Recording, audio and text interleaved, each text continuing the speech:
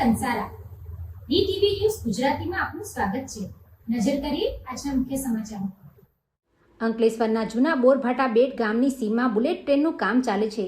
તે તરફ એક બોલેરો કેમ્પર ગાડીમાં લોખંડના સળિયાના ટુકડા ભરી બે ઈસમો અંકલેશ્વર તરફ આવનાર હોવાની માહિતી એ ડિવિઝન પોલીસને મળી હતી। જે મળેલી બાતમીના આધારે એ ડિવિઝન પોલીસે દીવા રોડ પર આવેલ ઓરેન્જ સિટી ખાતે વોચ ગોઠવી હતી।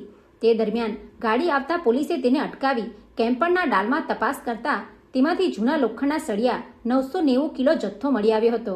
પોલીસે ગાડીમાં સવાર બે ઈસમો પાસે ભંગાના જથ્થા અંગે જરૂરી પુરાવા માંગતા તેઓએ સંતોષકારક જવાબ નહીં આપતા પોલીસે 39,000થી વધુનો ભંગાનો જથ્થો અને 2 ફોન ગાડી મળી કુલ 5.49 લાખનો મુદ્દામાલ જપ્ત કરી મૂળ રાજસ્થાનના સિકેર ખાતે રહેતો કમલ ગોપાલલાલ કુમાવત અને અરુણગીરી વિરેન્દ્રગીરીને ઝડપી પાડ્યો હતો। તેઓ આ જથ્થો ક્યાંથી લાવ્યા હતા એ સહિતની વિગતો મેળવવા પોલીસે તપાસ શરૂ કરી છે। Pintu Modi, DTV news, Ankleshwar.